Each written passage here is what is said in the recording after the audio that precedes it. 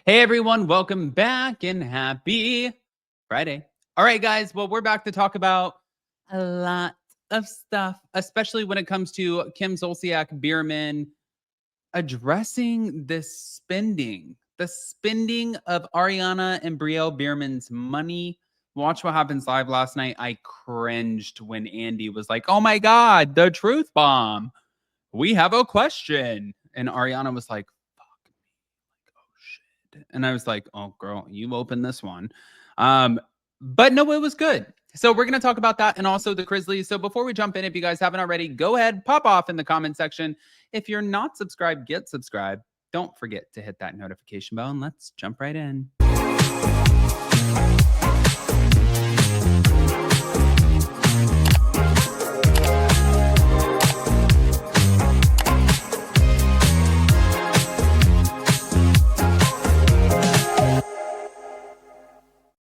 All right, guys. So before we jump into it, listen, this was so incredibly awkward. To be honest with you guys, am I shocked?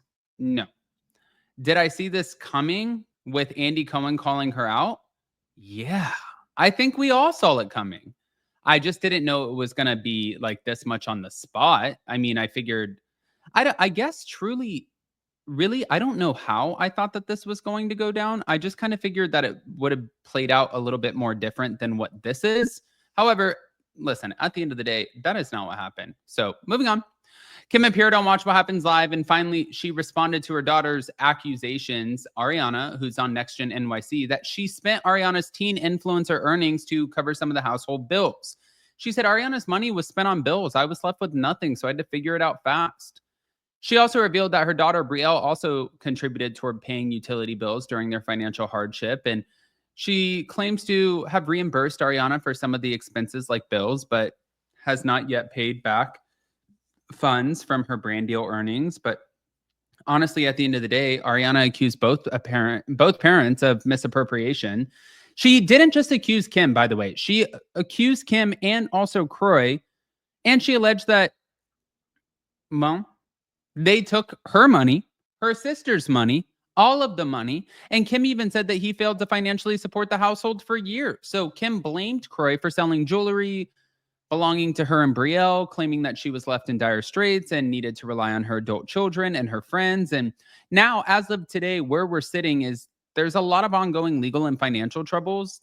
There's over $1 million in debt, and she admitted that she isn't great with spreadsheets, but she does eventually intend to reimburse Ariana 100%. Well, good. Good. Again, being put on blast like that, terrible. I would be mortified. And you could see it. Jason, last night we were watching, not only were we watching The Real Housewives of Orange County, but also Watch What Happens Live. And Jason was just dying, laying there watching it, being like, is this fucking for real right now? And I was like, oh, this isn't a joke. Like, they're dead ass right now. And he's like, wait, what?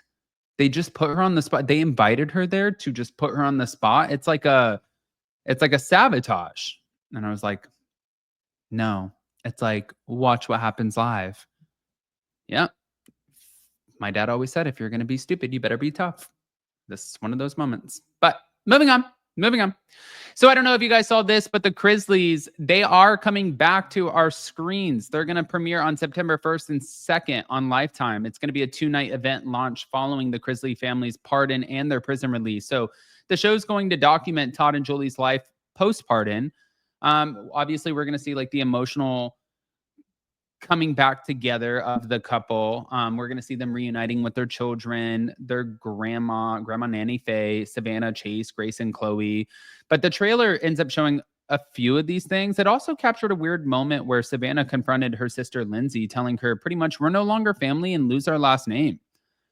But if you're watching the trailer is about 5 minutes. And Savannah also talked about her concern for her brother Chase, saying that he actually really needs help. And she's like, I'm fearful that he's going to die due to his alcohol struggles and some of the behavioral changes. Now, thank God the parents are home because nobody wants to see that, and I don't think that any parent wants to be in prison and hear that their child has passed away. But now, Todd, I think with the family being back together, I think that he is such an anchor for the family, and I think that they will be fine. I know that's easier said than done, but they have a pretty good plate. Like, listen, yes, did you spend 2 years in prison? 100%. I'm sure that sucked. I couldn't even imagine.